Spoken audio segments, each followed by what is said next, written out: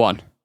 Good evening, everyone. Welcome back to the channel. As news is a tad dry at the minute, we thought, well, there's a bit of Mateta stuff in terms of if we can actually go in and get him, which has prompted people to discuss Mateta, especially amongst the group chat. So we thought, well, what better way on a Saturday night to discuss Gyökeres or Mateta and do a comparison. Some stats in there, the playing style, fit for United, and transfer value, just to give you basically just a little bit of context. So they're the categories on your screen that you're looking at in a minute. We're going to dive through each one carefully and just get the lads' opinions in general. And then we'll make the final verdict and etc. and so on and so on. Sam, Shreyas, Adam, how are we, people, on this wonderful Saturday? We've been busy. Yeah, some of us show up on time, and just sort of make sure we're on it. But others, has no one, not so much. has someone not turned up? Exactly. Shreyas, what the? Time zones hit me, man. Yeah, those time zones, innit? Crazy, innit? Sometimes it could just throw you off. That Irish time zone must be mental. Like, that's Yeah, definitely- that 20-minute behind time zone, whatever it is. Yeah. Yeah. You are just full ADHD, aren't you, Adam? Like, Yeah. just completely ADHD. Undiagnosed. Undiagnosed, Riddled with ADHD. but diagnosed by the former doctor of the channel. So yeah, that's Like, he sets up all his stuff, and then he just goes, "Oh, look, a bird." And then he just I said, Adam, I bet you just sat there eating a jam sandwich, and the thought just passes you. You sat there like the sandwich kid off recess, just eating, watching TV, and then you go, "Oh shit, it's supposed to be on live," and then you just, just walk off. I literally had everything set up, and no word of a lie. I was looking out the back, and I was eating a burrito, looking at the birds. No, I swear, I actually I did. told you. I fucking know. He's It was a listening. magpie. It's like, do you know what a cat is like? Just looking out the window and it's just that's going like, Yeah, what? yeah. Like, that's him. That's what he's like. Yeah, I know exactly who he is.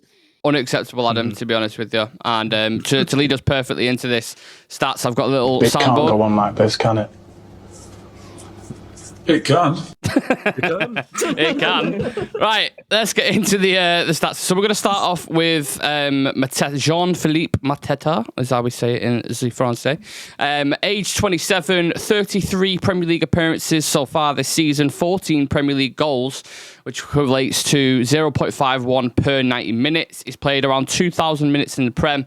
Key strengths, aerial dominance, hold-up play, poaching instincts. And obviously we've seen a lot more of him than Viktor Gyokeres, for example. But for context as well, for people who haven't seen Viktor Gyokeres, very similar age, 33 appearances, exactly the same as Mateta in a weird way. 39 league goals, 1.20 goals per 90 minutes, 2,800 minutes played, and his strengths are pace, physicality, versatility, link up, and yeah, kind of 1v1s at times, but we'll get into kind of the specifics. But what are the main things that kind of stand out for you there, lads? You look at Gyökeres' goals and assists, for example, Sam, 54 in all competitions. That's eye-watering stuff, innit? Yeah, like his goal scoring record is not in question. Like we've seen what he can do, and he's done it consistently. I don't think he had that record near that record when he was at Coventry. I know he did all right. I can't remember off the top of my head what he had at Coventry. Which is probably a more closer equivalent to the Premier League than I would say the Portuguese league is. So the way he bullies defenders and the way he chucks people about in the Portuguese league, he's not going to be able to do that when he comes to the Premier League. It's just not going to happen. So the chance is going to be less for him. So he's going to score slightly less goals. There's a potential for that there. So yeah, his goal scoring record is not in question. I think he will score goals. I don't think it's going to be a Rasmus Højlund situation where you just look and you go, oh my God, this guy can't touch a ball. This guy can't fight a defender. He's just not a thing. I don't think it'll be that, but I don't think he's going to get 40 goals in 41 games in the league. Like, it's just not going to happen. I don't think. If it does, amazing for us, but I just don't see it. That's not to say he's a shit player, though. Like, it's not to say he can't score goals for us. Yeah, his best seasons in the Championship, 17 goals and 21, I think it was, before he made his move. It's probably about what he's going to get in the Premier League. Like, anything from 15 to 20, I think he's a decent return, I would say, for a striker. Adam, how much do we push the Portuguese league as a narrative here? Because I would consider him personally probably just outside the top 5 European leagues. So you'd have probably the Prem, Spanish League, Bundesliga, Serie A, and then the French league. And then I think the Portuguese will probably just be a little below that, like above the Eredivisie and the Belgian Pro League. And then I think the actual league itself certainly slower and less physical than the Prem minute. So how much do we buy into that, the worry basically about the league and the comparison? It is, like, I know there is that direct comparison, but with him, he's also performed in Europe as well. So that's what kind of people rule out as well. So, like, he knows how to perform on the biggest stage as well. Now, the league is, below a bit of a standard compared to the top 4 leagues in particular. But you have to remember, outside of some of these, like, I'd probably put it a bit more competitive than the French league. Because you're looking at, it's just a one-horse race there. Now, I know Sporting have done really well, like in the last 2 seasons in particular. They took a bit of a drop-off when Ruben left, but you've always had your Portos, even performing in Europe. You've had Benfica as well. And to be fair to the league, it has a track record of stars coming into the Premier League as well and going elsewhere as well. So they do produce really good players. Maybe it's that kind of stepping stone, kind of like he started in England, okay, had a all right time in Coventry, then went to Sporting, and maybe now it's time to take that step up to that highest level in English football. I don't think he'll have an issue because just the way his build is, I think his game's perfectly suitable for the Premier League. Like, he's outgrown the Portuguese league at this point, and in a perfect world, he should be leaving that. He should know himself, okay, I've conquered this. Like, I need a new challenge. And I'm hoping that next challenge is with us. Yeah, fingers crossed. And we'll get into playing style and other little bits later on, Shreyas. But obviously, we've had more of an eye on Mateta because obviously he plays in the Premier League week in, week out. I know we have all watched Gyökeres to a certain extent, but Mateta naturally, he'll come up against United, he'll come up in other highlights like on the weekend and stuff. From that side of things, have you appreciated what you've seen from him in the past couple of seasons in particular? I think that what Mateta has done at Palace is something that is quite commendable. I think him and last season Olise were probably one of their best performers consistently. This season as well, they lost Olise, but they were able to work around a way where they got the most of out of their front 3, including Mateta, as a Sarr used to pop in there in that right-sided 10 position a lot. So they did work around, and they did manage to get a very decent amount of goal contributions across the 3. But I still don't know if he would be able to replicate that at United. I've always seen that sometimes it becomes too much of a jump for players when they move from a club like a Palace to a United. And in fairness, it's only been 2 seasons that Mateta has been performing in this manner. And in these 2 seasons, again, the pressure at Palace is nowhere near to the pressure at United. If he comes in and he scores like 13 to 14 goals for United in the league, it's not going to be deemed as a successful season. Højlund scored 16 goals in across all comps in his first season, and still a lot of eyebrows were raised, and for good reasons as well. That if you're carrying that mantle of being the number 9 for United, there is a bare minimum expected out of you, whether it's in the league, whether it's in Europe as well. So still not as sold on Mateta. I think there are definitely some very good qualities that he could bring into this team, but we do play similar formations when you look at Palace and when you look at United, but the role of the number 9 is quite different. At United, you need someone who can, press very aggressively from the front, and at the same time, when you're building the play out from the back, you need someone who can stretch the final line for the other players to actually, play centrally, for the wing backs to explode on either flanks. And Mateta is someone who is more predominantly, focused centrally. I think he's someone, who is able to retrieve the ball quite well. Hold up play wise, he's excellent, and we've seen it on multiple occasions against us as well. But when it comes to elongating that front line so that players, for example, Mbumo needs to drop in, or Punya needs to drop in, or if we have Torgu on the left hand side, Amak on the right hand side, they will need a player who is able to just knit that attack upwards. And so if you got Bruno playing in there as well, you need players who can make space available for these guys. In that aspect, I think Gyökeres definitely trumps the likes of Mateta, because he's been doing it now for 3 seasons, pretty much. He's had the likes of Trincao playing in there, Gonçalves playing in there, Nuno Santos playing in there, and he knows how to accommodate those sort of players alongside him. And whenever Sporting are on the break, he knows where he needs to be positioned. In the Premier League, I've seen it a lot of times that strikers tend to, drop deep down to take the ball and then release it forward. I don't think that in this system you require that from your number 9. You need someone who's at the right place at the right moment, ready to take on a couple of defenders and actually, create space for your inside 10s.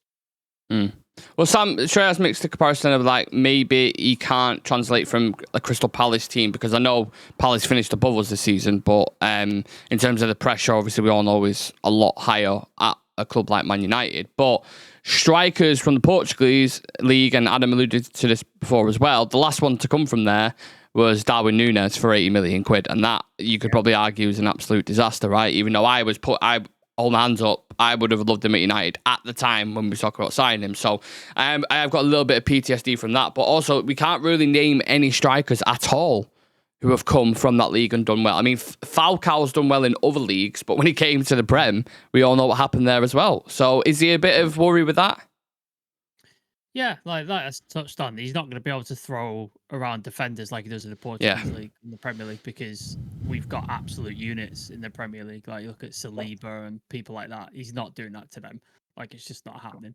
So he's got to sort of adapt his game a little bit. I think as well, I think you go back to Darwin Núñez. He had like a phenomenal run, didn't he, at Benfica? Yeah. Was it Benfica he played for? Yeah. And I think I went back and looked, and he outperformed his XG by like 12 or 11 or 12 or something like that. So he was way over for one season as well. Like, he did it for one season. But isn't that something that's leveled with Cunha and Mbeumo as well, though? Like they're overperforming as well, aren't they? They've done it for a couple of seasons, right? So well, he had done that mainly in one season. Up. Yeah, one season he had a flare up, and he just went on this streak of like scoring. Yeah, and had he just been what he was doing anyway, Núñez, like say 12, 15 goals, he wouldn't have gone to Liverpool for what was it, 80 million? I think they paid for him. Yeah, add-ons. Yeah. He probably would have gone for what, 40, 50 maybe. And then it's not so much a disaster, because I don't know how many goals he scored this season, but I don't think it's like 6 to 8, I'd probably guess. I don't know off the top of my head. But... And then you're like, all right, cool, like it didn't work, and you could just sort of move on. But like you said, because of the price tag, it's a bigger deal. But I think, say Gyökeres don't work out, or say Mateta comes in and he doesn't, like Shreyas think he's not going to score the goals. I think our team now is very different. Like you look at some of the best teams in Europe. Liverpool, PSG, they don't have one person who scores 90% of their goals. Like, they spread it out across the team. Like, if you look at PSG, Dembele, Kvaratskhelia, Desiree Doué, even Vitinha gets involved in the goal scoring. Like, they spread it out. Like, Liverpool, I know Salah gets a big portion. I think he gets like 70%. But like, Diaz contributes, Florian Wirtz coming and contributes, Gakpo contributes, Jota. And I think if we spread it out across teams, so say Cunha gets 10 to 12, Mbeumo gets 10 to 12, Bruno's going to get 8 or something, maybe Ahmad gets 10, and then say Gyökeres or Mateta comes in and they get 10 to 12. You're already up on last season, because we barely if Bruno didn't score, Ahmad didn't score, we fucked. Whereas if one of them's having an off day, the other 4 or 5 are going to maybe score, and it helps you tremendously. So I don't think he has to come in and hit those numbers. He just has to come in and hit consistently and hit a decent number. Anywhere from like 15 to like 20, I think would be a good target. So that's the worry where it comes in. Obviously, I don't know what did Mateta get this year? Was it around goals? 15 goals this 15 season? Goals, right? Yeah. So, and I think he'll have, like, obviously he had service of Eze, and who's the right back, Munoz, and then you got Munoz as well, put in quite a few balls. So he's got the link-up play as well, which I think Gyökeres doesn't really do as much. So I think you can add that into your team. So then Mbeumo might have a running behind like he does with Visser. They sort of interchange, and one makes a running behind, the other drops and passes it through. You have the same on the other side with Cunha. So I think you can have a nice little interchange between those. But I think Gyökeres then offers you a different element as well. So there's a lot of sort of stuff like saying, I'm not too worried about the goal scoring. I just think it might come down to styles of play, and then we'll touch on money and stuff later, which is my big argument. Yeah. Let's get into styles then, Adam. Obviously, we know Mateta a lot better. Sorry, that was the wrong kind of graphic put on the screen. This one, much better. Someone you would describe traditionally as a target man, excellent holding the ball up, strong aerial presence, effective in the box as a poacher.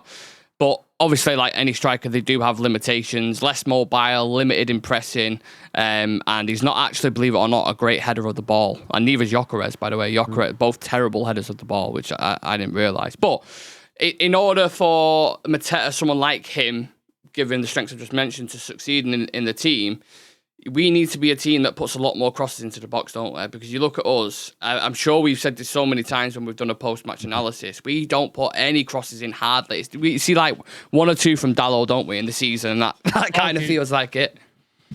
Dogu, how many times have we taken when he came in? Yeah, yeah, Dogu's probably the other one. But we don't do it enough, do we, Adam? No, we don't even do it from corners these days. It's short corners the whole time.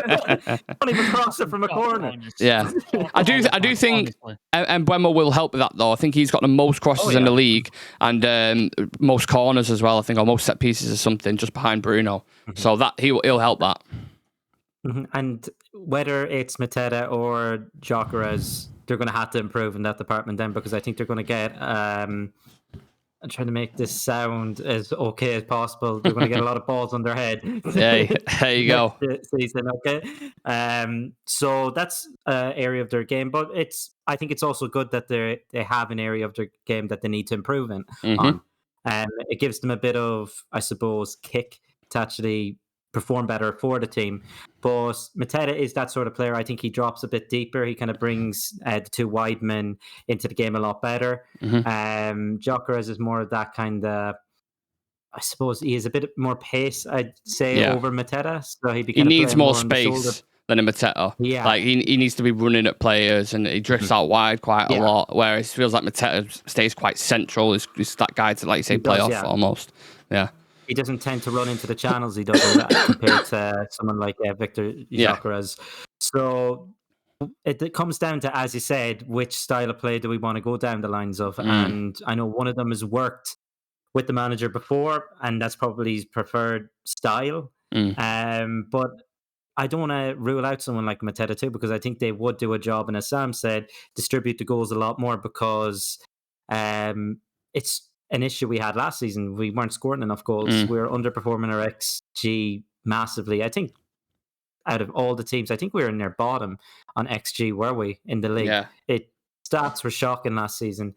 And we've already brought two players in who have overperformed. So having someone like him, I don't see it. People talk about this risk of bringing Gyökeres in, but you have two players alongside him who are prem proven, who are going to get the ball into the box either way. So I think you can take that chance a bit more, maybe going down that lines. But the only thing I just don't like about Mateta is, do you have any kind of big teams? Would big teams kind of go for this sort of player right now? Would they be looking at him saying, okay, he's our man?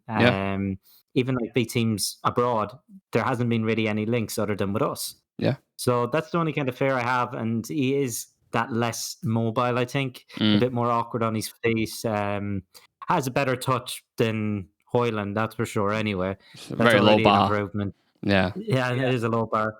But looking at the style of play, like, I think the manager does want to go down his kind of familiar route, because he seems to be quite persistent with his style of play. Yeah, and like, I know there's been a lot of talk over the past season, I suppose, that just went, like, it was the worst season, but he's sticking to his guns. And the reason I think Ten Hag lost his job is because he didn't stick to his guns. And I think him signing his debt warrant then was saying he's not going to play the same style of football as Ajax. And I remember we talked about that, and I think that's when heads turned, and that's like, okay, then you're not our man. We brought you in for that reason. So we're bringing Ruben Amorim in to play his style. And I know there's a lot of people saying, okay, they need to tear it up, play four at the back. But at the end of the day, we've hired him for how he plays, and this is how he wants to play. So I personally will go for the person who he identifies as his number one, because I know we'll get into price tag and that as well. Looking at it, it's a bit of extra cash for one over the other. And I think I'd rather spend the extra bit of cash, because we've been very penny pinching over the years we have at times as well. So I don't want it to be a long saga throughout the summer. Yeah. Well, we'll talk about Gyökeres' style of play as well and dive into that in a little more detail, so kind of like a full balanced debate. But if you're watching a trailer for Mateta, let's say it's the film Mateta, Shreyas, the main bit I think to describe him as a player would be that goal basically that Crystal Palace scored in the final, where it goes into him, done it quite a firm pace, holds it off, gives it to, is it Eze or Sarr, one of them? Sarr bombs down the wing. He makes a decoy run, cuts it back to Eze, and Eze finishes, and they've been doing that against teams all season. And also, they're a very transitional-based team as well. So that effect, as we've seen at times with United, whether it's, we're trying to play it into a Højlund and it's fucking bouncing off him like a wall or a trampoline. Having someone like that in that element and that dimension would be much better for us, wouldn't it, in build-up, for example? I think right now, the kind of situation that we are in when it comes to our strikers, even one single quality, if any striker excels in, would be much better than Højlund, because it has been so bad this last season that we're not even able to get the basics right. One of the traits that you do need in this system as a striker is that, you need to be, able to hold the ball up for your other players to, get back into formation, and then you release it and, a pass and move sort of system. And we've just never seen it happen. So, and as far as Mateta is concerned, very physically strong, and when it comes to linking up with, I would say, dynamic tens, he does have that in his locker. And now that you've got the likes of Bruno there, Ahmad could play there, Mbeumo can play there, Cunha can play there, Mount will definitely be involved in some capacity in there as well. So you've got a lot of options and a lot of different personalities that you need to work alongside with. And in those sort of patterns, at least Mateta is a sort of a figure who knows how to function in that sort of a role.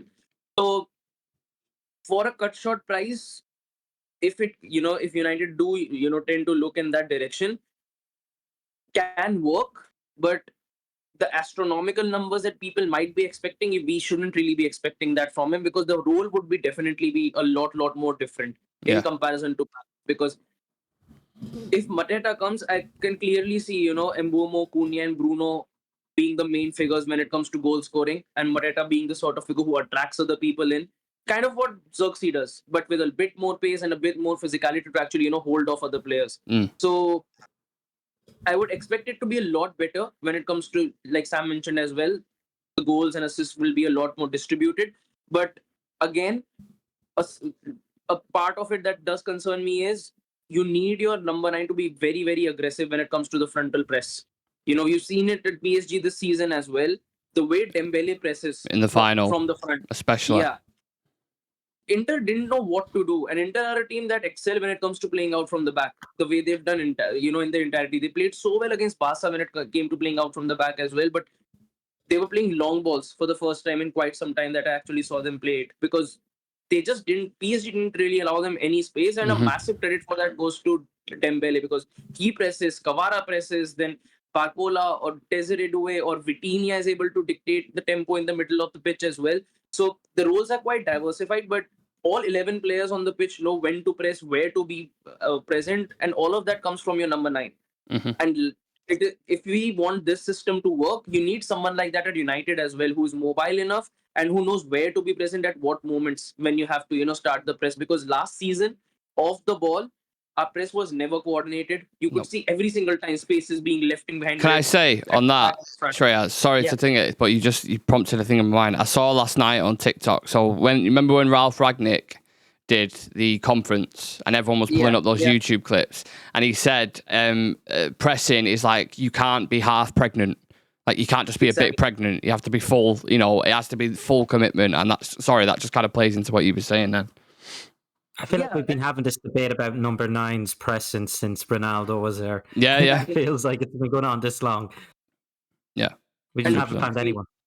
If you don't have that sort of a figure, the system will not work, because I don't want another season where I'm just seeing Bruno running all around the pitch, Mount running all around the pitch, and spaces being left in behind. And how many times have we been cut open from those half spaces in the inside areas? So we need someone who actually knows how to coordinate the press. That's why Weghorst actually worked. I know he didn't really come up with the output, but when it came to pressing, he was actually quite decent. Yeah.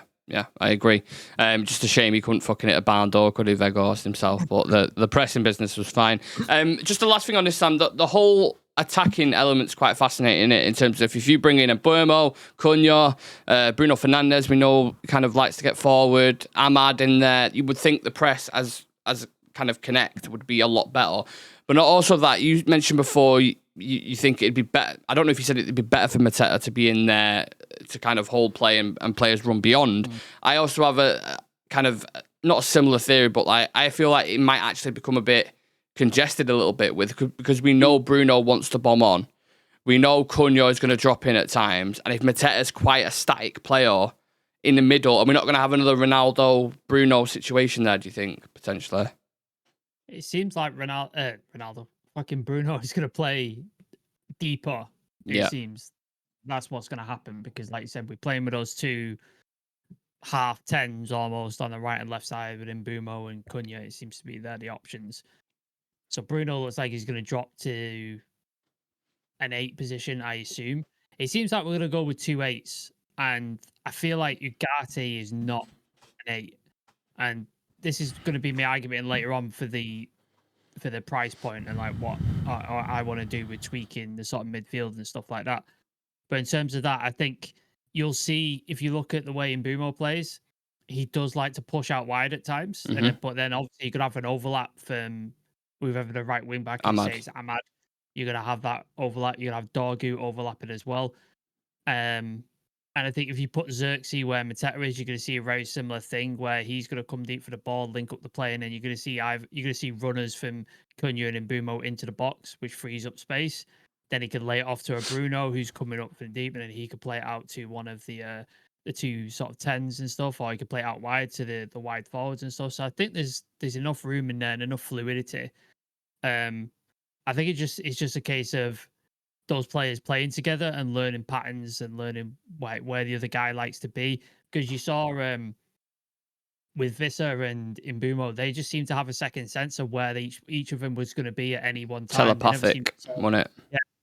There was a back heel pass. I don't know if you saw it. Yeah. Where Mbumo gets one and he back heels it behind himself because he knows Vissa's making that run behind the defender. And it's fantastic. Connections. And it's like anything, innit? Yeah. If they could develop connections, say Ahmad and Mbumo can develop a connection, Dog and Cunha, and they start clicking, I think this system could be something really exciting. But like you said, we have to see it in action to see if it works. But like you said, with the pressing, everybody has to be on the same wavelength and doing it together. Because if one player starts going out for his own or starts going for himself, like we see Garnacho do, like we've seen Rashford do at times, it's not going to work. Like it just won't work. Yeah. Right, let's talk about Viktor Gyokeres then a little bit more. Sorry, I just put the same fucking graphic on the screen again. I keep doing that. Pros, modern versatile forward, combines strength with pace, ball carrying, adept at pressing, capable of both leading the line and linking the play at times, although it does need a little bit of work. Limitations, occasionally, upright in hold-up situations. He's had a couple of minor injury concerns.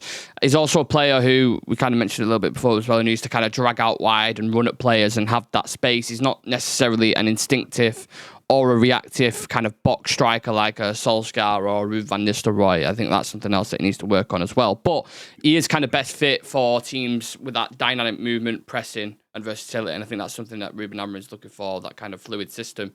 Adam, I've watched a bit of Gyökeres. So before we was doing this show, I had seen Gyökeres in the Champions League. I'd seen bits in the Portuguese league, but I hadn't watched him properly, like video analysis basically for a while. So I went back and watched a couple hours of footage before, and it seems like he's a player who, I kind of mentioned it then, but he needs a lot of time on the ball, and he sometimes struggles a little bit against centre-backs in the Portuguese league in terms of shrugging him off and not really having that full hold on him like a Mateta would, for example. So would that be the physicality and also the timing as well, which we've seen in the Prem?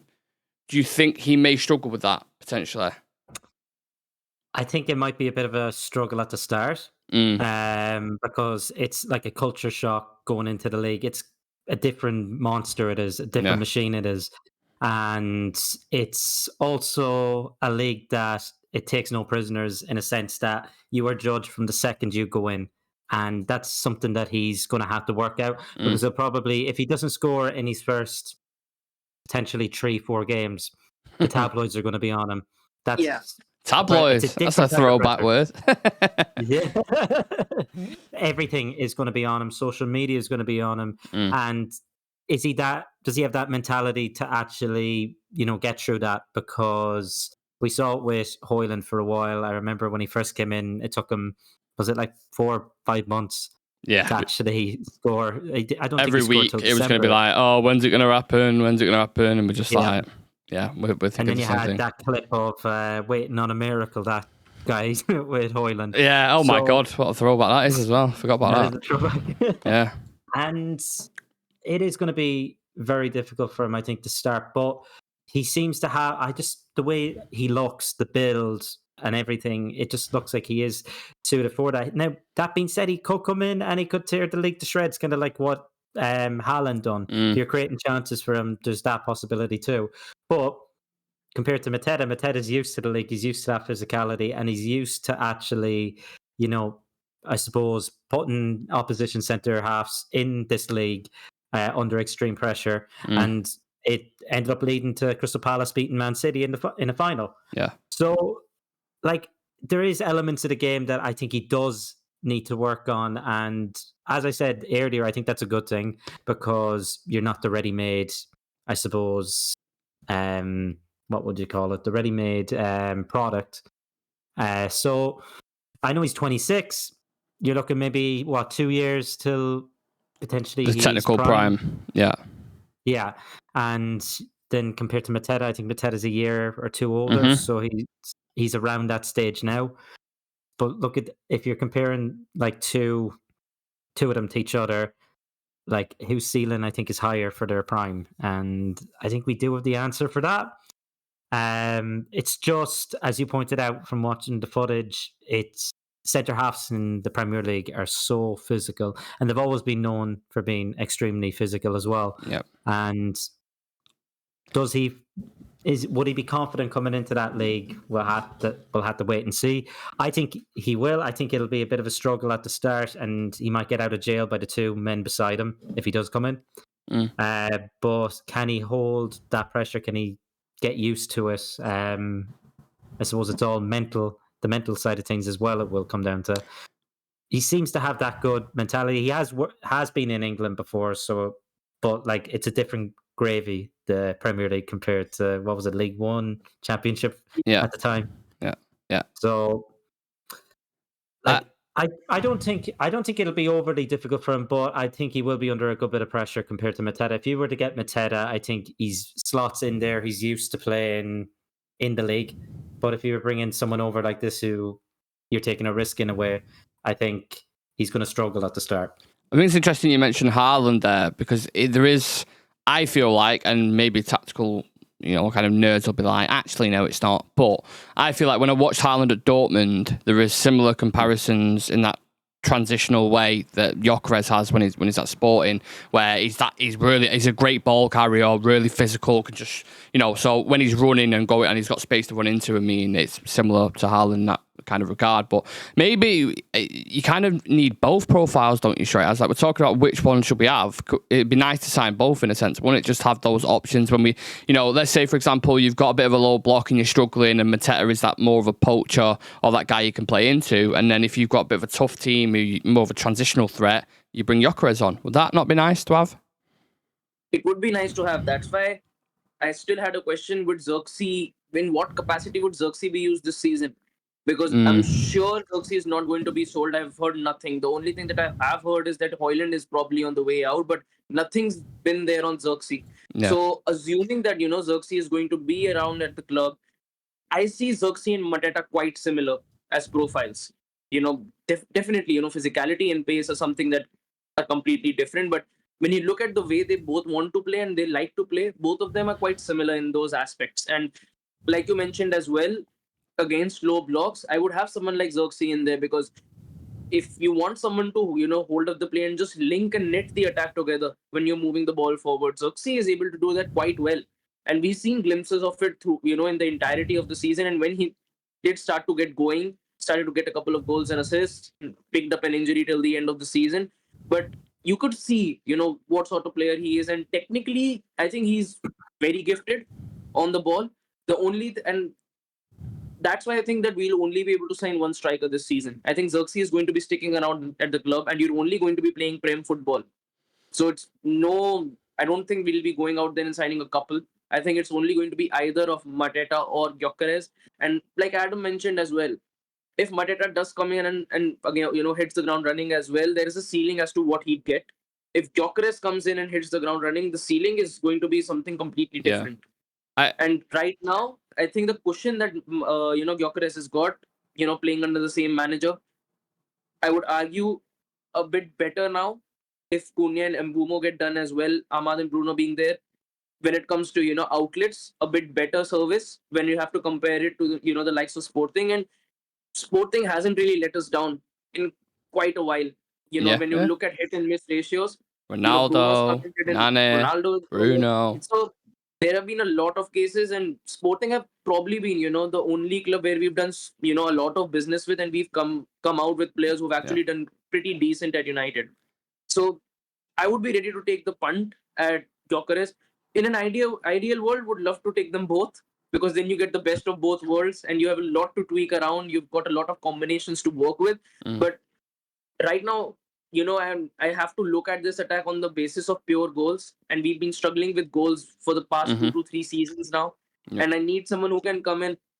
Obviously, he's not going to get 40-45 goals, in the Prem, but even if he gets 25 or 30, he's going to be up there. And with the type of attack that we are setting up at the moment, that is achievable. The only question is in what way Ruben Amorim actually sets up next season with that midfield and wing backs. If he gets that right, you can see someone like Gyökeres actually spinning through the entire Premier League. I was just about to say that and throw that to Sam as well. I don't think we've seen Ruben Amorim's true style yet, have we? Because he's been having to use, as a lot of people have described it, as this kind of Frankenstein squad, right? Which is just a mixed pack of different kind of players who are either technically proficient or not athletic enough, and we know the gist of that, right? So, Sam, for you, do you want to see more of a transitional-based game? Do you want to see us dominating teams? As Chivy would say, I don't know if this is the right one. I'm hoping it's the right soundboard. No, it's the wrong one. I think it might... I'll let you up again and we'll do it again. Go on. Yeah, I don't know if I want to control teams. I'm a sucker for control. There we go. There we go. I'll do any transition and things like that. I think the most exciting football I've seen post Fergie is under Ollie, and I would argue that is transitional counter-attacking football. And Fergie, for the most part, was a counter-attacking football team. Like it was, like we didn't really dominate the ball that much, especially when we were at our best. So I'm not really asked about us having 80-90% possession. Like it doesn't matter to me. Like we saw that under Louis van Gaal, and fucking hell was that boring. Like I can't stand watching. Did Jay Motti say to us at his end he didn't see a goal for 6 months? Yeah, like, he did. What season's in the house? That's insane. Like, how have you not seen a goal at your end for 6 months? Like, it's mad. But I think, if it's a more sort of attacking, forward thinking, and then maybe we do give up a bit of the ball. Sorry, it is mad that, ain't it? Like, not seeing a goal. Imagine 6 months, like you're going to the games and you've not seen a goal at your end where your seat is. Like, that's just insane. It can't go on like this, can it? There you go. It can. It can. But I agree with you on what you're talking about in terms of transitional football. I think it's exciting, isn't it? Like, when you get it, it's electric. And the players that we just signed, Sam, Cunha and Burmo, Gyökeres, if we get him. Go watch PSG play. As soon as they get the ball, they're on it, aren't they? They go bang, right, we're going forward. Yeah. And they'll just get it into the wingers. Attacking. Yeah. Like, there's no sort of this City horseshoe bullshit where they're passing it around and it's just boring. Yeah. It's like they're efficient in possession, but they're also quick and dynamic when they do get it as well. Like, they'll just they'll get it into Vitinho. He'll start picking out, right, where's Kvaratskhelia, where's Due? Bang, bang, bang, bang. Ball goes in and it's in the back of the net before you even know what's happened. And you're like, Jesus Christ, this team is insane. If that's the way we play, I'm all right with that. I'm happy with that. It's not a problem. And I think if this system does start clicking with the wing backs, I think a lot of people don't know what, like, we're not experts. Like, I'm not an analyst. I'm not a scouting expert and stuff like that. But so many people I've seen have like just written Dorgu off already. And I'm like, are you watching the same guy as me? Yeah. Like, I think he's been good. Like, I've I seen think some he's really promising going things. forward. I think he's been really, really good, Yeah. but there are question marks defensively at times for sure. Yeah, fine. But like, I've seen some stuff going forward. There was a couple of crosses he's put in where nobody's been there to get on the end of it. Yeah, Like, if deadly. you've got a striker there, it's in the back of the net. Like, he floats it into the 6-yard box and it curves over. I'm like, if you have any sort of attacking intent, and Mbumo, Acuna, Gyökeres, that's in the back of the net. But because we've got Højlund, who doesn't know where to be, doesn't know where to move, is wrestling a defender at the same time. Like, you're just like, that's just wasting and going into the box. So, and then there was a couple of other times, one day he went across and Mason Mount's the guy furthest forward, who, bless him, but like, he's not a striker. Like, he's not got that intent to sort of know Community where to be. Shield that happened. I think Ahmad squared it and no one there at all. It happened in Europa League as well. I'm sure it happened in Europa League or something. Like, it went across. And it's just, and I think that changes things. If those goals start going in, your confidence changes. You start going, okay, these risks are paying off. Like, when we're putting these balls into the box or we're making these runs, they're paying off. So they start taking more risks. They start playing a bit more like that. Confidence comes and it starts to tick along. Whereas last season, it was just like, nothing is working here. Absolutely nothing. So players weren't really sort of making a risk. They weren't making that run. They weren't making that. Bruno was making that pass, but a lot of other players weren't making that pass because they're like, well, he's not going to be there. He's not making this run. And then they kept hold of it, and then they turn and go sideways or go backwards, and then you lose the attack. How many times did we watch players get the ball, hesitate, and then either go backwards or go sideways, or hesitate and wait, and then play the ball too late and the guy's offside, or play it behind him, or play it too far in front of him? Like, that's what costs you. If we can start getting that and clicking and bang, bang, bang, we're on to a winner. We saw it, how they destroyed City in that second half in the Champions League. Sporting came out and just destroyed City, put them away to bed. We can do that theoretically if he gets this right, but it's just a question of recruitment and the players buying into the system. I would ask, like, what is the long-term plan as well from Amorim? Are you kind of adopting this hybrid system? Is it going to be a better structured build-up because the build-up has been fucking terrible? Are you going to stick to transitions? Are you going to be dominant? Like, there's a lot of questions there, but I do think one thing that you will see with him, flexibility, fluid, adaptation in certain games. And I think Liverpool are probably the best at that in the league. Liverpool, if they need to go into a low block and defend deep, they can do it. You know, if they need to dominate a team with possession, they can do it. If they need to play on the counter attack, they can do it. Like, they're good at everything and a wide range. And I want United to become that as well. I don't just want to label as a team and say, right, they're just good at counter attacking. You have to be good in all assets of the game, and that'd be nice to see. But obviously, your striker is so important because the majority of the season we've just seen 4 goals from Højlund and 5 goals from Xerxes is just fucking no way near good enough. One last thing is what I mentioned a stat before, which, well, I didn't mention it. I mentioned about both strikers in regards to heading, and I forgot to mention it. So both of them, 1.19 headers per 91. Right? They are both right at the bottom when compared to elite strikers. And surprisingly enough, get on this, none of them have scored a header this season. Not one of them. Which is like, what? That's so bizarre. So I just thought I'd throw that out there. But look, we discussed a lot of things in depth. We've got to get to the transfer considerations now and the value. Mateta, Adam, is valued around £35 million. Gyökeres valued around, I think it's around 60, 65. There's been, various things thrown about. I would expect Gyökeres maybe to have, well, I think he will have more of a demand on wages, so be more expensive in that situation. So does price come into this for you at all? You see, I think we identified it last season as I suppose, the main area that we need to improve. So I don't think money should be a factor, but I know Sam was kind of hinting on possibly bringing in a midfielder then as well. So you could go down the cheaper route and then have a bit of spare cash left over for a midfielder. And I do think we need a midfielder as well. We've let Ericsson go, so maybe you need to, and I think we do need a number 6, a really good number 6. But just looking at the two, as I mentioned, the ceiling as well, I think you're also paying for that bit extra for a bit more potential, I feel. And it seems to be in the Ineos model to actually target these players who have more potential and kind of a bit of a higher ceiling. are the club kind of like, looking at it in a sense? I know things are a bit tight, but we seem to be signing Konya and Buemo. Did I pronounce it And right? Boomo. And Boomo. Think of it And of like Buemo it was like last a day, but think of it like a comic book, for example, like and boom, like pow, like that's how I'm thinking of Boom. it. So I remember it. And Okay. Boomo. Boom. Okay, and Boomo. So that's what you're looking at. Was it roughly maybe 110, 120 million that's going to be? And then if you add, I suppose, you could easily bring in then, I think, if you were to get a Mateta for about 35 to 40, no one else would probably be 40, potentially with add-ons there.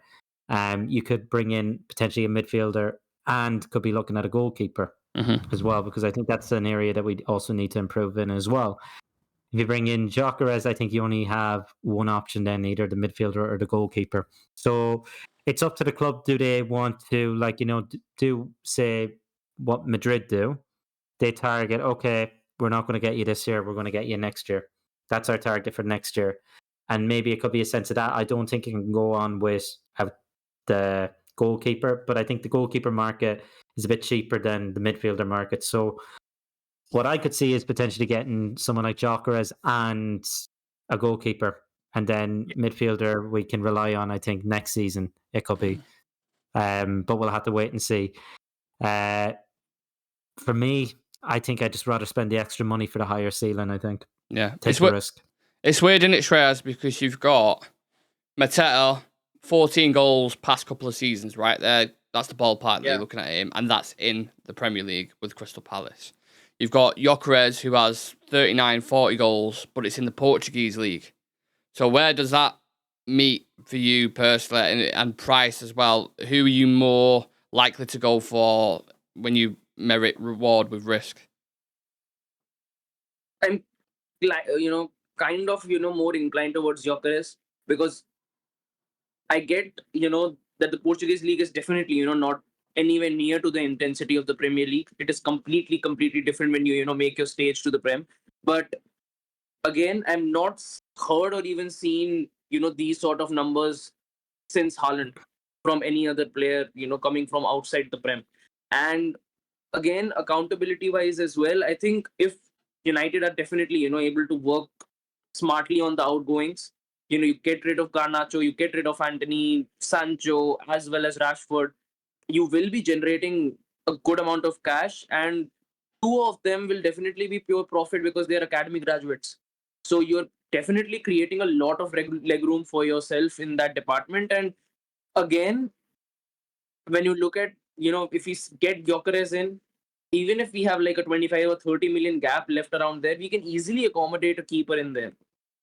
Considering the type of targets that we have been looking, it's not going to cost us a lot if we go in for someone like Milinkovic-Savic from Torino as well. He's not rated at around 50 or 60 mil. And midfielders, the only concern with midfielders I have is I don't know who we are even targeting at the moment, because every outlet that we had was for Ederson, and that has completely died out for quite some time. So again, I think Ineos would be definitely more inclined into getting someone like Gyökeres as well, because they wouldn't want to leave any stone unturned when it comes to backing Amorim this season as well, considering from the backlash of last season and how it ended. They would want to give him every possible piece to the puzzle that they can possibly give. And right now, if you have to compare Mateta and Gyökeres is the more in demand striker as well. Juve have been looking at him. Top Spanish clubs have been looking at him as well. A lot of clubs in the Prem have been considering him as well. So you can see that he's a sought after striker. Mateta, things have died out for quite some time now, and the only club that you could see that is approaching him are Manchester United. So you can keep Mateta as a safety option for now, and if you're able to generate the amount of cash that is possibly needed, you can take the hit at Gyökeres. But if you're strapped for cash, Mateta is definitely your safe option, and he's going to be sticking around at least for the next couple of weeks. If you can fast track the deals, get Gyökeres in, you have a win-win situation. Yeah, we've got, I think... I'll just say one thing, Nick, as well. Sorry, it just popped into my head there. You can't always rely on a player coming within the league as well. Look at Solanke going and Richarlison going to Spurs as well. So it's not always a guarantee as well. And I know we have signed 2 other players from the league, so it's not always a hit. Yeah. So sometimes it's worth taking the risk. Yeah, you're spot on. I think Mateta Sam there's a contract situation ongoing in a minute, so they're kind of at a bit of a, will he end up going or will he commit his future, basically? We obviously had the situation with Liam Delap where it seemed like he was going to pay it if it was ready, which is around the £30 million mark, which, Palace want around 35, which made me believe, well, why have they not gone more towards Mateta than Gyökeres? But you mentioned earlier on the show that you wanted to wait to the valuation kind of part to make a point, so go for it.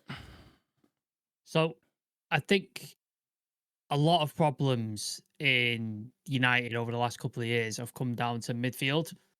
I don't think we've had the correct midfield options, and I don't think we've really solved it since Michael Carrick, I would argue.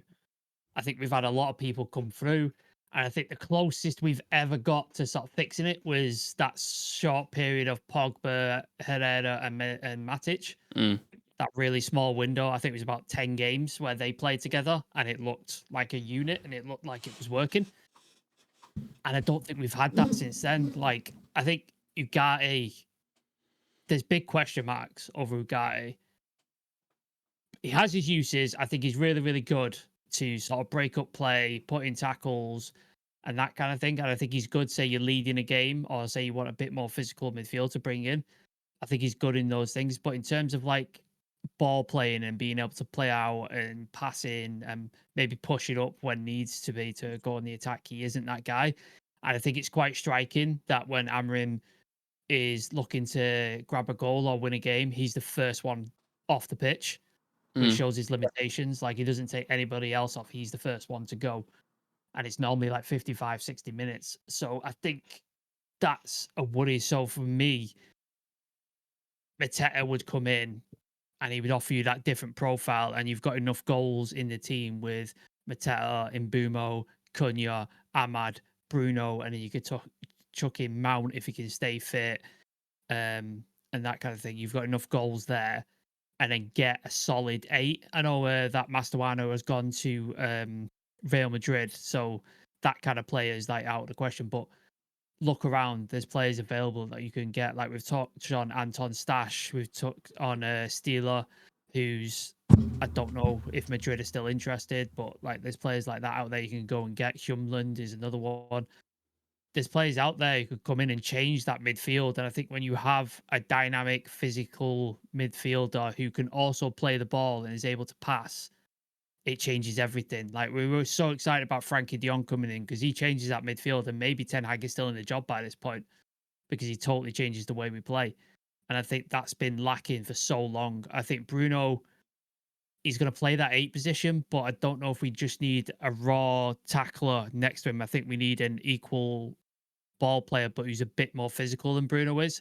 I could do a bit more of the dog work, so Bruno doesn't have to, and he can focus on creation and pushing forward and stuff. So I would then lead, because if you spend 60 million on Gyökeres, you then, like Adam said, you're limited on money. You're not getting a decent midfielder for like 20 million or something. That's not happening.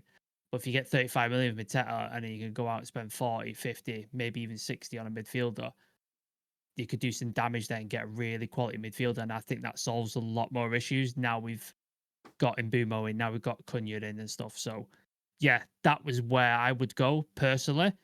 I'm not to say if they sign Gyökeres, then I'm not going to be like, oh, fuck him. No, I'm going to be excited because he's a fantastic player.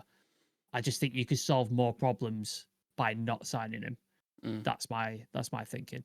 I think it'd be interesting too as well. You mentioned the midfield. I think something else they could possibly do, and I was listening to, I think, Statman Dave talk about this, and he was saying if you need to pack out that midfield a little bit more, you could actually put Cunha and Mbeumo as a striker pairing, like as a 2, as like what Brentford would play, for example. And stack the midfield a little bit more, so you've got Casemiro at the base of it, and then you've got Ugarte winning balls and Bruno as your creative outlet either side there. So whether that's a tactical thing you could do or not, I don't know. I'm not a UEFA B licensed coach, but it was just something that was mentioned, which I thought was interesting. I actually think the striker they should have got, the more I watch him and the more I listen to people who are in the know about football when it comes to tactics, etc., Osman is going to Saudi Arabia. Yeah. And that's like, we were talking before how Gyökeres isn't the best. He's actually one of the worst in the air. He's not great in the air at all if you put crosses into the box or you go in long, which we struggle with because our build-up's so bad. Osman in the box is a demon in terms of his athleticism, jumping, winning headers, strength, all that kind of stuff. And he's also a transitional player as well because he's rapid. So you've got that side of it. I feel like now that is the option that you should have gone and got. But obviously, it's too much of an expensive package. The wage demands are insane because even Saudi initially turned him down. I can't agree personal terms with Saudi. If Saudi are going, your wage demands are insane, mate, then there's a problem. So United ain't going to go anywhere near that. They're just not. It's not going to happen. For sure. Well, I think we should be distancing ourselves from that sort of signing, though, in a sense that this attitude of I want money. We've bought into that in the past, given big wages. So I know he's a good player, would fit the bill perfect, but I think we need to distance ourselves from attitude. It's a big thing. I want players who want to be here. Sancho, and we have that burden now. He's coming back to us because he couldn't take a wage cut at Chelsea, where he's going to play and he's going to be involved in the team. He's gone, I'm going to sit at United, not be involved because I want the money. That's how I get that side of it. I'm speaking as a pure player, as what I've seen. Yeah. Player, no doubt. For Napoli, even Galatasaray. He's the perfect striker. Yeah, it's just he's a top player. Financially, it's not feasible. It's just not. Right. Well, the last 5 minutes now then. Make your case. I'm going to give you a minute each which striker you would sign and why. And anyone could go first. I think Sam's the last one to speak. So, Adam, 1 minute. Just say which striker you would go for and what concerns, what pros you would have, and try keep it a minute if you can. Okay, I'm going to go Viktor Gyokeres. I think worked with Ruben Amorim before, familiar with how he plays. He's quite physical. Obviously not as much as Mateta, I think, in a sense, but I think his ceiling is a lot higher. He's coming off a season of scoring 55 goals? 54, somewhere like 53, around that, in the 50s. And as Shreyas pointed out, we haven't really seen those numbers since Haaland before. I think this is an opportunity where we can actually beat a few people to the punch, beat a lot of top clubs in the race for this. This is our opportunity. And from reports that are coming out, it feels like he wants to come to us. I haven't seen anything about Mateta, even linked with other clubs. Meanwhile, we have a striker there who's linked with I suppose the likes of Juventus, and I know there was reports with Arsenal as well, potentially looking at him, but they have their one target in Sesko. I just think number of goals coming off a season like that, you can't go into a season and not score more than 10 and 15, I don't think. So I think he's going to be hungry, wants to improve. First year in the top division in England, worked with the manager before. And I don't want to continue going down that line because look what happened with Ten Hag before. It didn't always work out.